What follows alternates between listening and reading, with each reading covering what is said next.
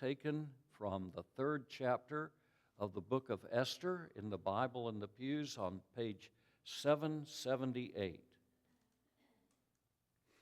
After these events, King Xerxes, and many translations have his name there as Ahasuerus, which is his name also.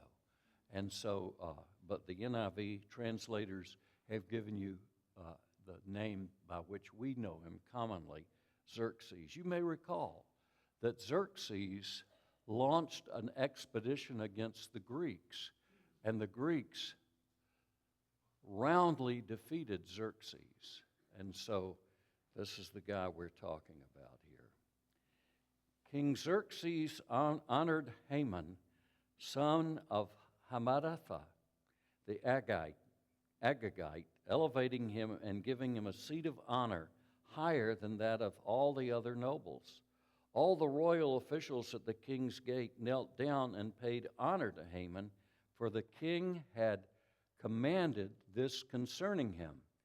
But Mordecai would not kneel down or pay him honor. Then the royal officials at the king's gate asked Mordecai, "Why do you disobey the king's command?" Day after day they spoke to him, but he refused to comply. Therefore they told Haman about it to see whether Mordecai's behavior would be tolerated, for he had told them he was a Jew. When Haman saw that Mordecai would not kneel down or pay him honor, he was enraged.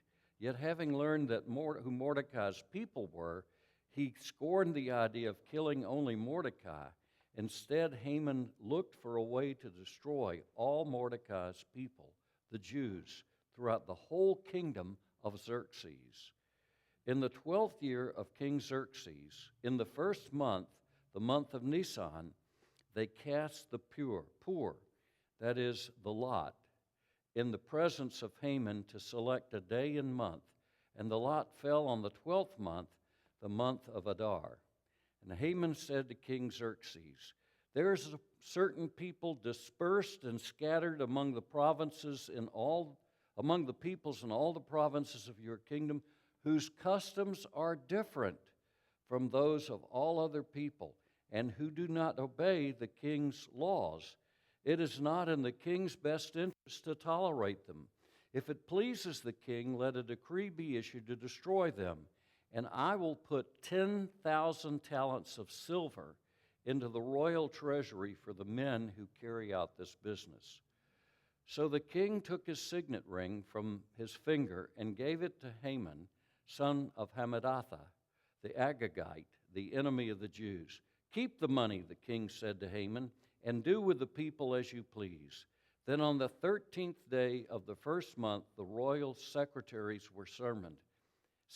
They wrote out in the script of each province and in the language of each people all Haman's orders to the king's satraps, the governors of the various provinces, and the nobles of the various peoples.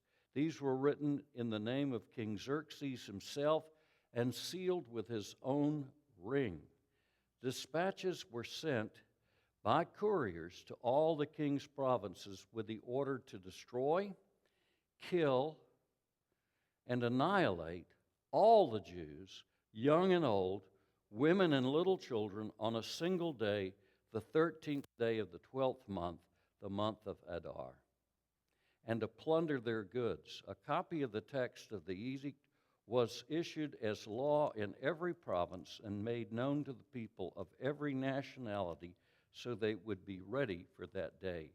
Spurred on by the king's command, the couriers went out, and the edict was issued in the citadel of Susa. The king and Haman sat down to drink, but the city of Susa was bewildered. What a story. Isn't that a strange story? And if you get a little background here, I said already that this is Xerxes, and this is during the time when he waged war against the Greeks and was terribly defeated. This is the word of the Lord. May we pray. Lord, please bless the reading and the preaching of your word, that we may be profited by it. that we may be encouraged by it. For Jesus' sake, amen. Now, the reason that I chose this text had to do with the calendar. I was going to preach on Gog and Magog today, but as I was looking at my calendar, I realized that tomorrow is the beginning of Purim. That is the casting of the lot. And it is a day that is celebrated by Jews throughout the world. And so I thought, well, I'm going to share some insights from this interesting book that never mentions God's name or prayer. One of the reasons why I reject the Greek books that were never part of the Hebrew Bible, what we call the Apocrypha or the Deuterocanonical books, is that there is a part of the book of Esther in Greek, never found in the Hebrew text, that does mention God and does mention prayer. And what it does, that apocryphal edition, what that does is to destroy the whole structure of the book of Esther, because the book of Esther is about God's unseen hand in miraculous and amazing ways. You'll notice references, if you read the whole 10 chapters, that there are many references to fasting, but never fasting and prayer. And again, it's because the structure of the book is to get us to look at something that's quite amazing. God's hand in history.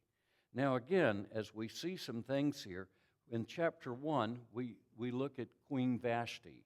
According to the rabbis, the Jewish rabbis, what King Xerxes or Ahasuerus had asked is that she comes in buck naked with her crown on her head. He wanted everybody to admire. It's not unlike the naked pictures of the First Lady of the United States on Donald Trump's jet before they were married. Admire this beautiful woman that I've married. Did you know that about the First Lady?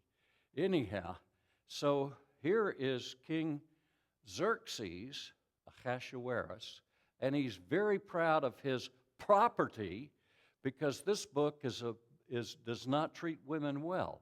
Well, it does, but King Xerxes did not treat women well. King Xerxes thought his wife was his property and he could show off her amazing beauty to all these gawkers. Can you imagine that? So anyhow, Vashti refuses. And this leads to a great discussion where King Xerxes, Ahasuerus, consults with his counselors. And they said, and they're very indirect in how they say it. So, she set a terrible example. If my wife learns that she defied the king and got away with it, well, my wife will quit obeying me. And that can't be. If you read the story, you'll see that. So we can't have her disobeying the king. And so then she is deposed from being queen. And then time passes, and they suggest that King Xerxes, King Ahasuerus, make a search for a replacement queen. And so they begin to search throughout the realm. And so they discover, eventually, in chapter 2, if you'll turn there for a moment,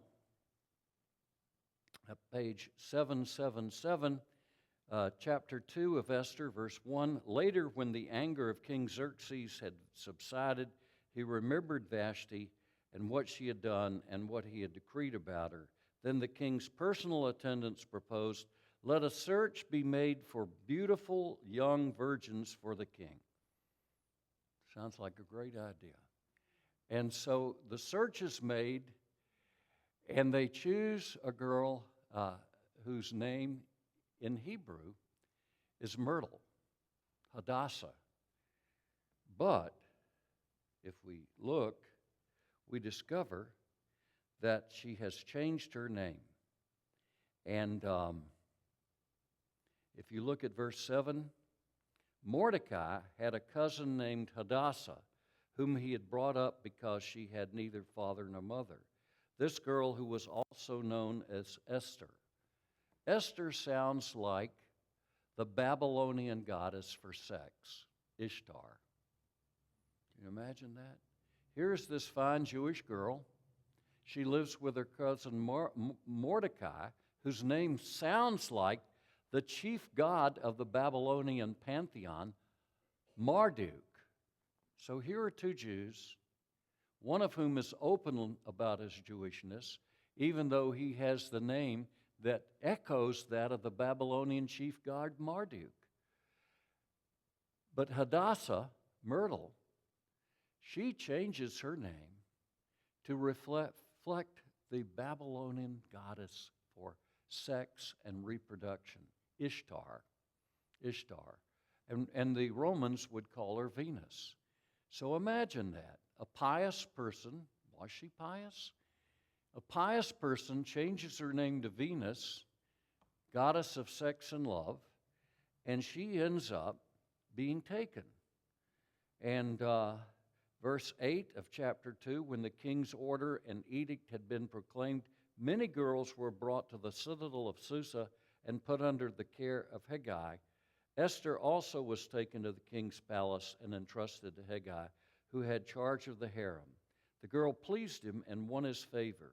Immediately, he provided her with beauty treatments and special food.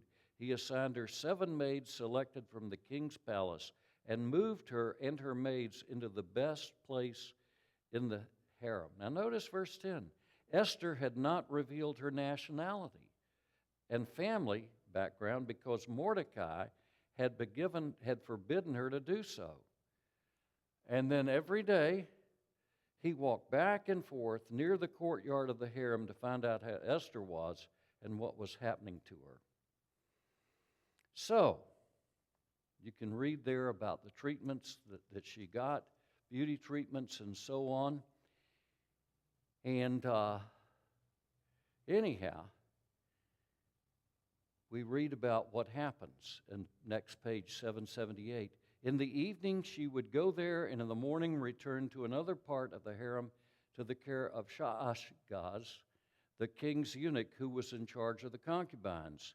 She would not return to the king unless he was pleased with her and summoned her by name. And so there you go. And down in verse 17, now the king was attracted to Esther more than to any other woman, and she won his favor and approval more than any of the other virgins. So he set a royal crown on her head and made her queen instead of Vashti. And the king gave a great banquet, Esther's banquet, for all the nobles and officials. He proclaimed a holiday throughout the provinces and distributed gifts with royal liberality. Now, look at something else. In the next column, verse 19. When the virgins were assembled a second time, Mordecai was sitting at the king's gate, but Esther had kept secret her family background and nationality, just as Mordecai had told her to do, for she continued to follow Mordecai's instructions as she had done when he was bringing her up. Verse 21, this is critical. During that time, the time Mordecai was sitting at the king's gate, Bigthana and Teresh, 2 of the king's officers who guarded the doorway, became angry and conspired to assassinate King Xerxes.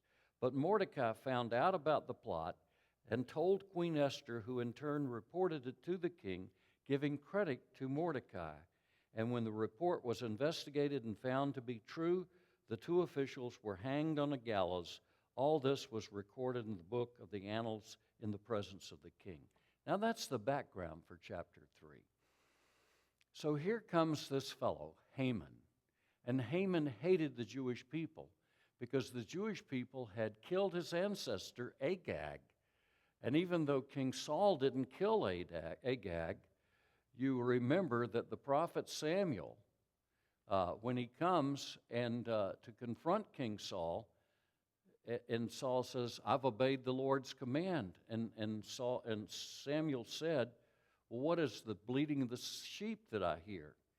And he said, well, I've spared Agag and the best of the things to offer sacrifices to the Lord. And Samuel said to King Saul, has the Lord as great a delight in sacrifice as is obeying the voice of the Lord. And then Samuel the prophet hacked Agag to pieces with a sword. So the Old Testament is just full of stories that children should love because they're exciting and they're full of bloodshed and violence. It's a violent book, the Old Testament. And so is the New, but in a very different way. So notice here the background for this. And what happens then is this plot of Haman, because he was angered at Mordecai. Now, could Mordecai legally have bowed to Haman without violating God's law? Yes, he could have. Why didn't he do it? Because he was a Jew, and he knew that Haman was an Amalekite, and he would not bow to an Amalekite because they were the ancient enemies of the Jews, even though the Amalekites were children of Abraham, as were the Jewish people. He refused to bow. And it gets reported to Haman, and he discovers that Mordecai is indeed a Jew, the ancient enemy of the other children of Abraham, the Amalekites. And so he comes up with this plan, and he wants to annihilate. He wants to have genocide against the Jewish people. To the best of my knowledge, this is the first recorded incident of an attempt at genocide on the Jewish people. There have been others down through history, as we know, for example, in the Third Reich, when Adolf Hitler attempted to annihilate all the Jews of Europe. Now, the amazing thing here, and why we talk about what's going to happen tomorrow night, is that that's the beginning of Purim. It's 2 nights. And why it's 2 nights, at the end of the book, you understand that the Jews were able to take their revenge on these people on one night, but other Jews didn't get to do it, and so it's extended to a second night. So here we are, and he's plotted to kill them. And what are they going to do? What are they going to do about it? Well, in chapter 4 is a very profound story. We're told there on page 780, when Mordecai learned all that had been done, he tore his clothes, put on sackcloth and ashes, and went out into the city, wailing loudly and bitterly. He went only as far as the king's gate, because no one clothed in sackcloth was allowed to enter it. So he's fasting.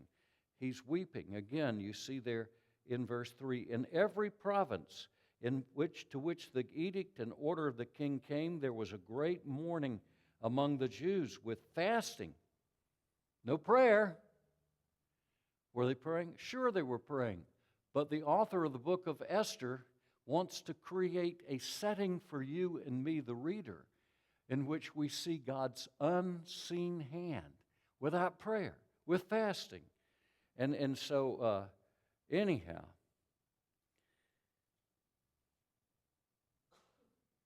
many lay in sackcloth and ashes.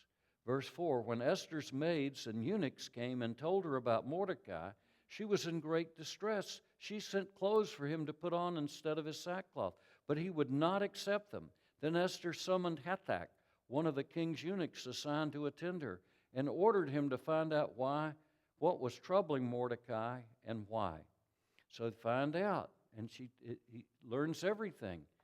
And so anyhow, back and forth, and when Mordecai then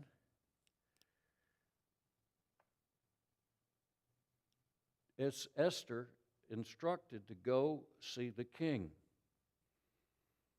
And she says, I can't do it. I can't put my life at risk. You see that there in chapter 4 in verse 9. Hathach went back and reported to Esther what Mordecai had said. Then she instructed him to say to Mordecai, all the king's officials and the people of the royal provinces know that for any man or woman who approaches the king in the inner court without being summoned, the king has but one law, that he be put to death. The only exception to this is for the king to extend the gold scepter to him and spare his life. But 30 days have passed since I was called to go into the king. And so here Esther said, not me. I'm not going to put myself at risk. Wow. Now look at these words beginning in verse 12. When Esther's words were reported to Mordecai, he sent back this answer. Do you think that because you're in the king's house, you alone of all the Jews will escape? For if you remain silent, notice the faith of Mordecai here. If you remain silent, at this time relief and deliverance for the Jews will arise from another place, but you and your father's family will perish, and who knows but that you have come to royal position for such a time as this? Isn't that an interesting question? Wherever you are in life, as we begin the Feast of Purim, beginning tomorrow night at sunset, wherever you are in life, have you thought, God put me here for a special purpose? That's an interesting thing, and that's what Mordecai says to Esther. In verse 15, Esther sent this reply to Mordecai. Go gather together all the Jews who are in Susa and fast for me. Did they pray for me? I'm sure she did. But the author of the book of Esther wants us to see something that we won't see if the word prayer is mentioned. Fast for me. Do not eat or drink for 3 days, night or day. I and my maids will fast as you do. When this is done, I'll go to the king, and even though it is against the law, and if I perish, I perish. That is a picture of a true Christian life. If I perish, I perish. I'm going to do the will of God. And if I perish, I perish. What is the value of life anyhow? If this is all there is, wow, I think of that Peggy Lee song, if this is all there is. But in this case, it is a woman who says, in effect, pray and beg God, fasting and prayer. And if I perish, I perish. I'm putting myself in God's hands. Now, Esther is a very wise woman. She has come to understand, being a harem girl, what men are all about. And they're not as nice as people like to think that men are. And so anyhow, chapter 5, page 781, on the third day, Esther put on her royal robes and stood in the inner court of the palace in front of the king's hall. The king was sitting on his royal throne in the hall, facing the entrance. When he saw Queen Esther standing in the court, he was pleased with her and held out to her the gold scepter that was in his hand. So Esther approached and touched the tip of the scepter. Now I want you to see how shrewd Esther is. She has come, in being a harem girl, she has come to understand what makes men tick. And she knew about Xerxes. Xerxes loved a party. He loved to eat and drink. And so what she asked for? She asked him to come to a feast. And when he comes, he asks her, in verse 7, if he asks her, what do you want? Verse 7, my petition, my request is this. If the king regards me with favor, if it pleases the king to grant my petition and fulfill my request, let the king and Haman come tomorrow to the banquet. I will prepare for them. Then I will answer the king's question. See what she's doing? She's stringing him along. She's made a wonderful feast. He's very satisfied. He burps. No, that's not in the text. And he's had a lot to eat and a lot to drink, and he's very pleased with himself. And now what do you want? And she said, well, if it pleases the king, come back tomorrow. Now that's interesting. And look at verse 9. Haman went out that day happy and in high spirits. But when he saw Mordecai at the king's gate and observed that he neither rose nor showed fear in his presence, he was filled with rage against Mordecai. Nevertheless, Haman restrained himself and went home. And so he calls together all his friends and family, and he tells them about it. And verse 11, Haman boasted to them about his vast wealth, his many sons, and all the ways the king had honored him, and how he had elevated him above the other nobles and officials, And that's not all, Haman added. I'm the only person Queen Esther invited to accompany the king to the banquet she gave, and she has invited me along with the king tomorrow. But all this gives me no satisfaction as long as I see that Jew, Mordecai, sitting in the king's gate. You know when you're bitter? When you hate somebody? You can't have satisfaction. You can't be pleased with anything. Nothing satisfies you when you have somebody that you hate. Hatred destroys your soul. Hatred destroys your sanity. And you see, there's always going to be a Jew in the gate. With all the honor, with all the wealth, with all the prosperity, this man, Haman, sees Mordecai, the Jew, and he says there, verse 13, all this gives me no satisfaction as long as I see that Jew, Mordecai, sitting at the gate. And so he's given advice, build a gallows. And so it delighted. He turned the page. The suggestion delighted Haman.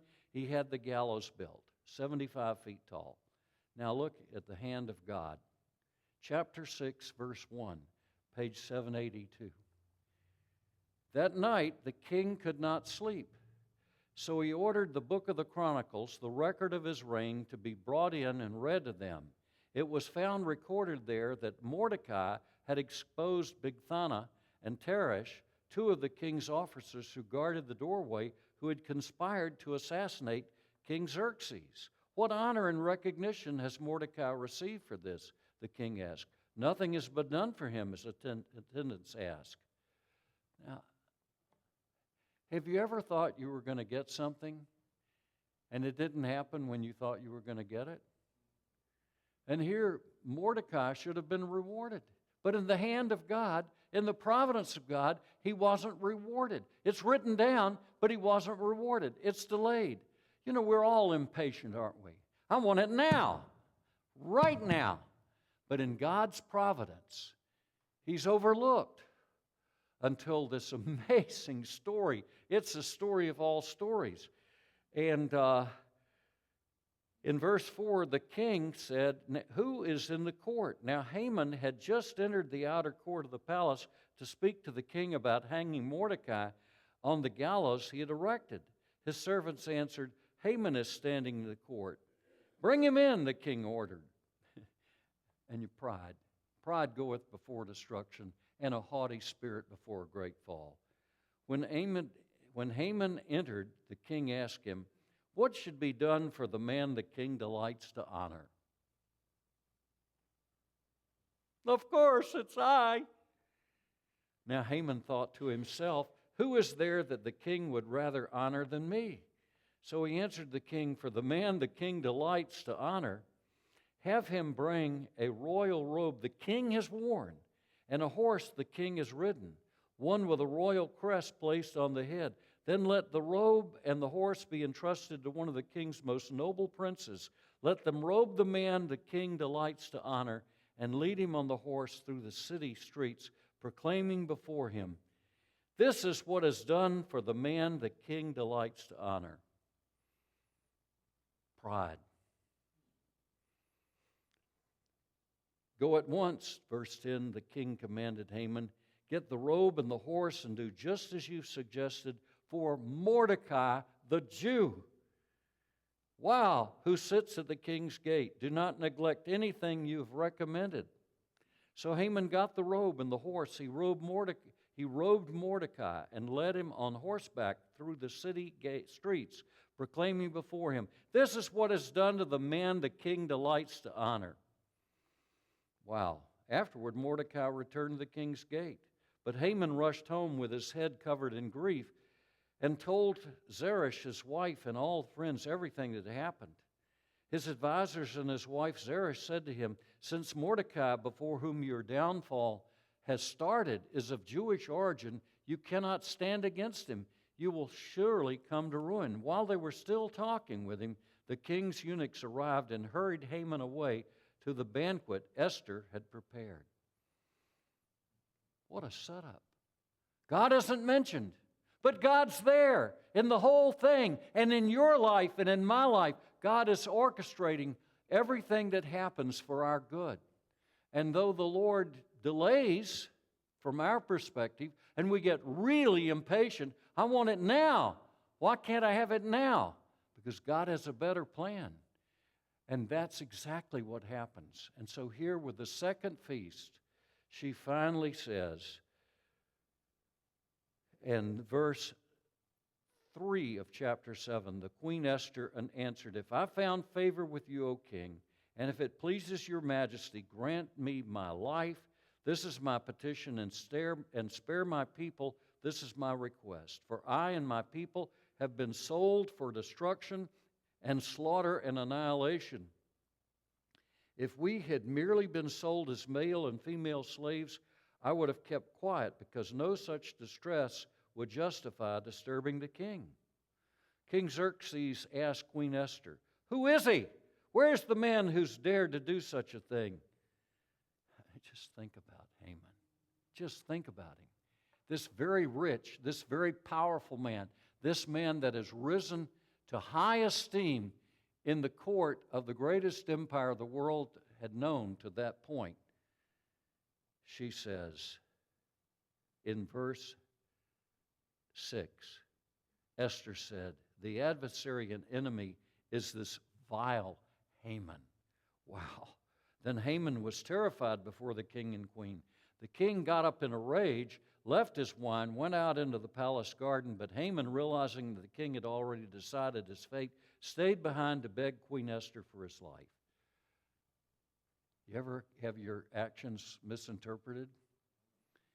And so what happens is, verse 8, just as the king returned from the palace garden to the banquet hall, Haman was falling on the couch where Esther was reclining. The king exclaimed, "Will he even molest the queen while she is with me in the house?" As soon as the word left the king's mouth, they covered Haman's face.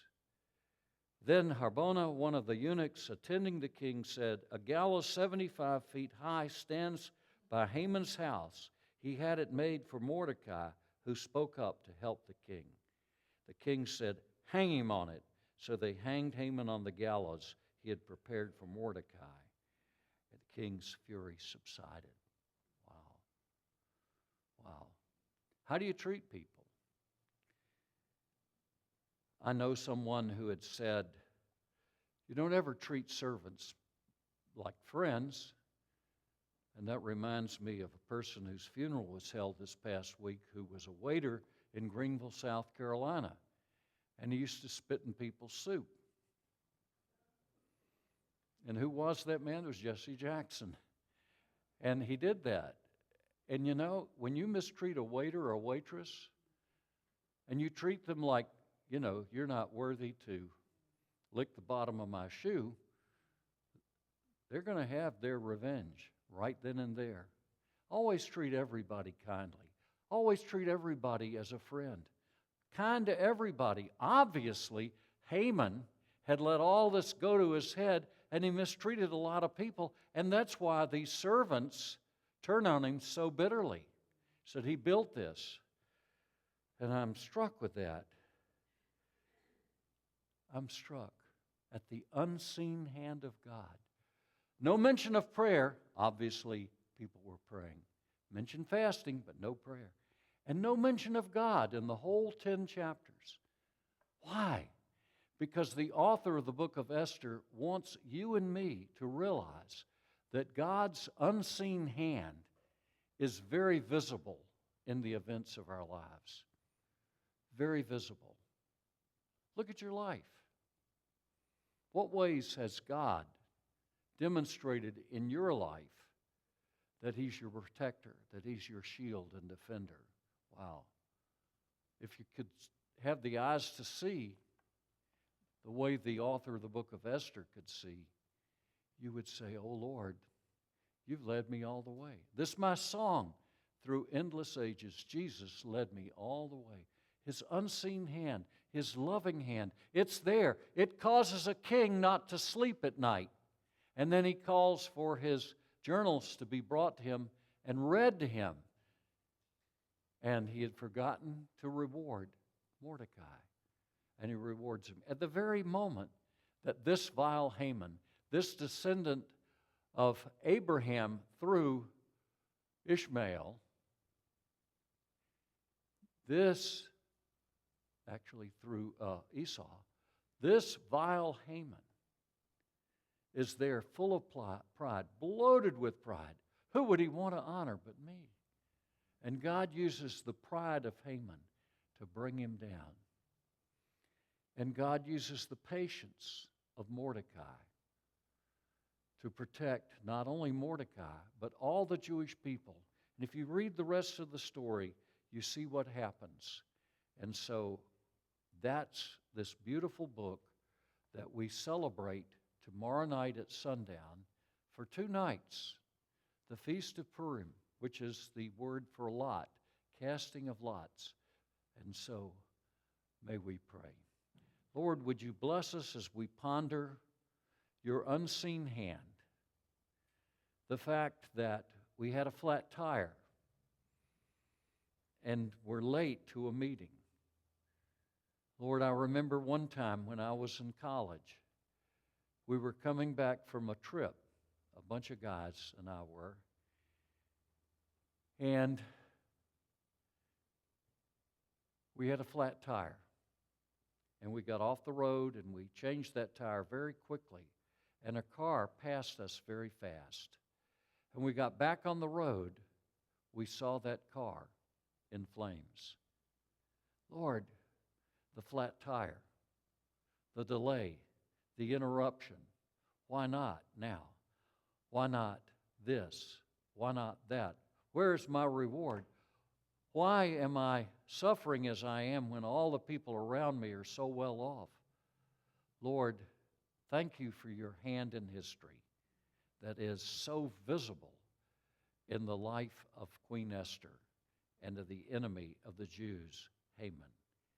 Lord, comfort us, encourage us, and bless us this day. For Jesus' sake, amen. Our hymn is number 305, Jesus Paid It All.